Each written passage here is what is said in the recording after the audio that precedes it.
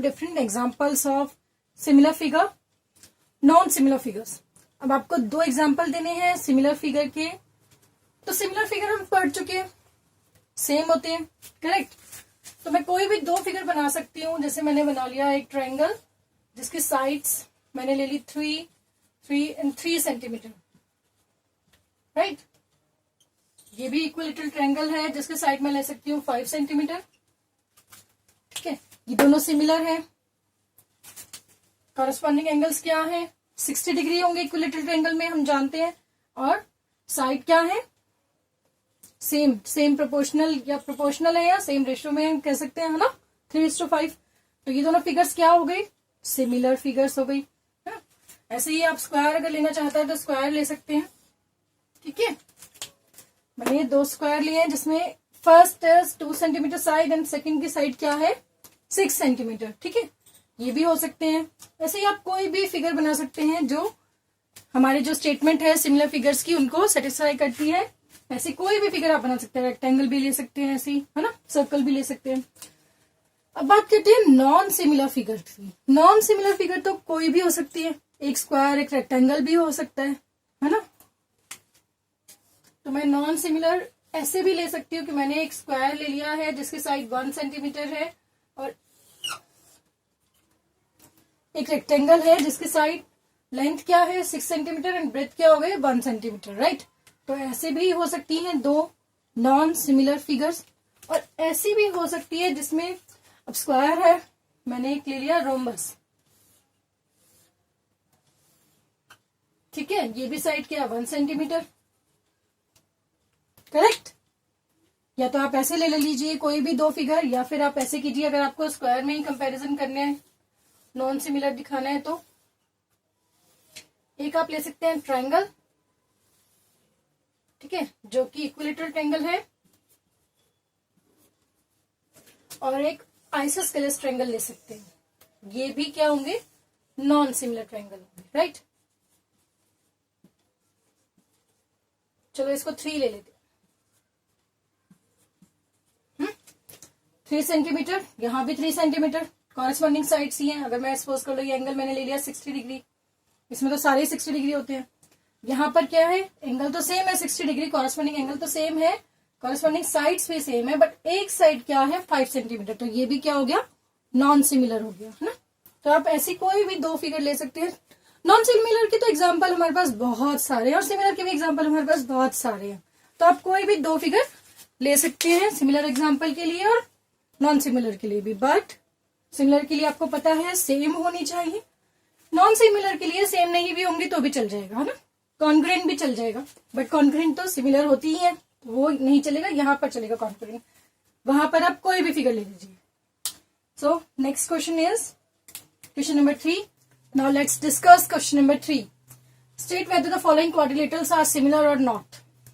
तो फर्स्ट हमारे पास एक रोम्बस है और सेकंड फिगर क्या है, एक स्क्वायर है जो कि साइड है जिसकी 3 सेंटीमीटर।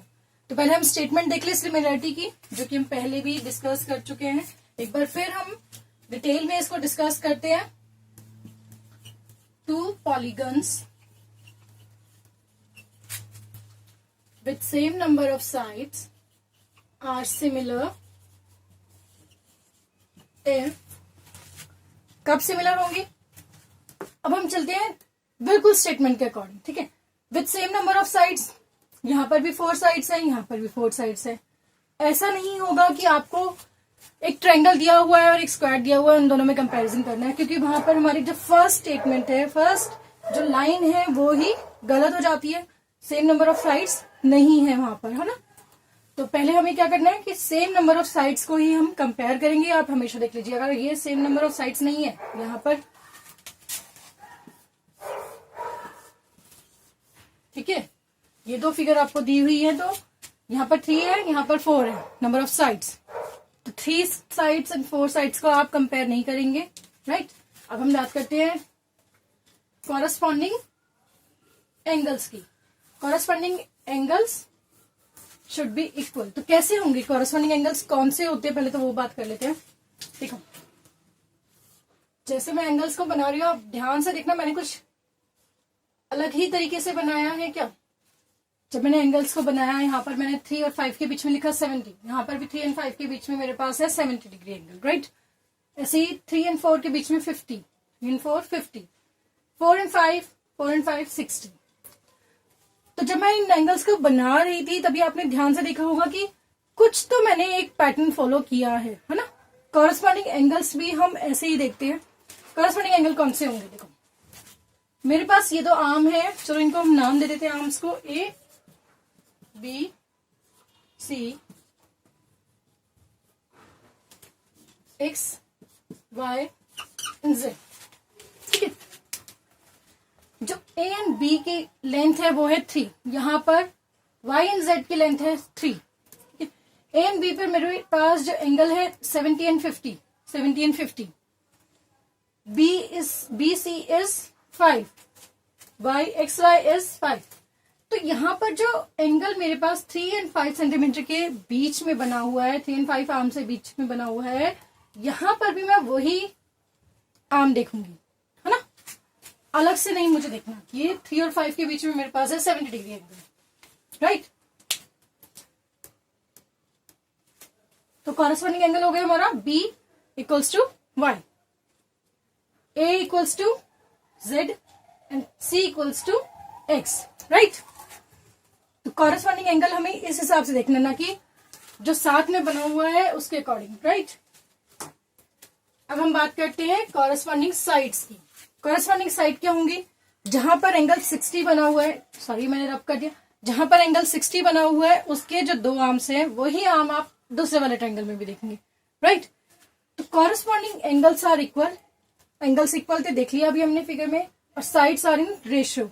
यहाँ पर 1:1 था, कोई हमने अलग रेशियो नहीं लिया था, 1:1 था, सेम था। तो ये दोनों फिगर्स थे same.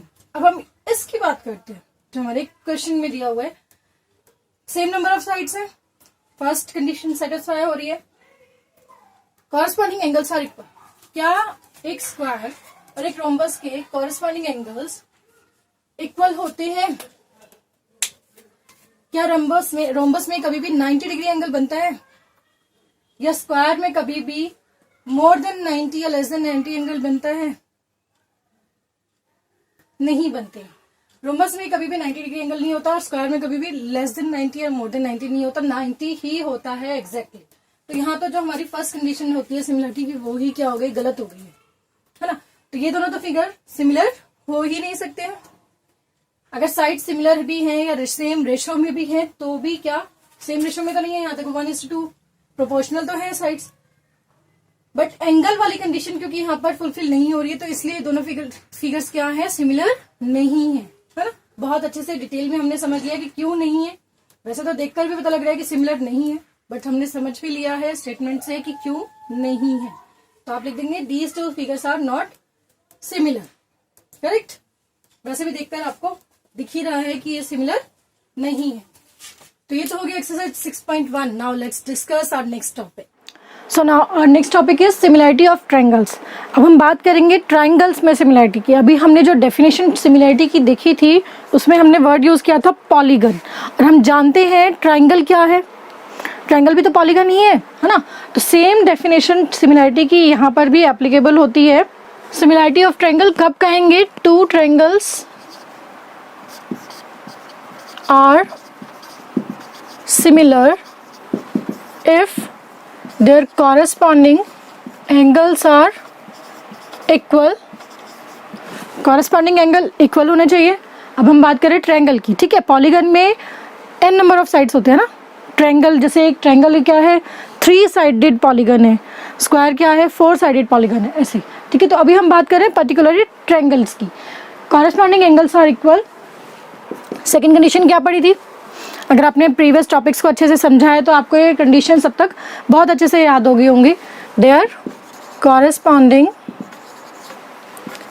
Sides are in same ratio या प्रोपोर्शनल भी हम इसको लिख सकते हैं, है ना। या तो सेम रेशो में हो या प्रोपोर्शनल, मतलब दोनों एक ही बात है, सेम रेशो और प्रोपोर्शनल। कॉरस्पॉन्डिंग साइड्स क्या होंगी, सेम रेशो में होंगी। कॉरस्पॉन्डिंग एंगल्स क्या होंगे, इक्वल होंगे। तो क्या होगा, ट्रायंगल सिमिलर ट्रायंगल, हम उन ट्रायंगल्स को क्या बोलेंगे, सिमिलर ट्रायंगल्स बोलेंगे, ठीक है। अच्छा एक बात और, यहाँ पर आप देखो कि जो ट्रायंगल जिनमें एंगल, कॉरस्पॉन्डिंग एंगल्स इक्वल होते हैं उसको हम इक्वे एंगुलर ट्रायंगल भी बोलते हैं, ठीक है। इक्वे एंगुलर मतलब एंगल इक्वल, ठीक है। तो अब हम इसकी बात करते हैं, सिमिलर ट्रायंगल्स की। अब हमारे पास क्या है, आपकी बुक में एक दिया हुआ है। अच्छा एक बात और लिखी हुई है, the ratio of any two corresponding sides in two equiangular triangles is always the same. Corresponding side का जो रेशियो होगा इक्वे एंगुलर ट्रायंगल में, ठीक है, इसको अभी हम पढ़ेंगे, थेल्स थ्योरम पढ़ेंगे, बीपीटी पढ़ेंगे, उसमें सब क्लियर हो जाएगा। बट उससे पहले आपकी बुक पे एक एक्टिविटी है, एक्टिविटी 2 अभी हम देखेंगे क्या है उस पर, उसके बाद हम पढ़ेंगे थेल्स थ्योरम, ठीक है।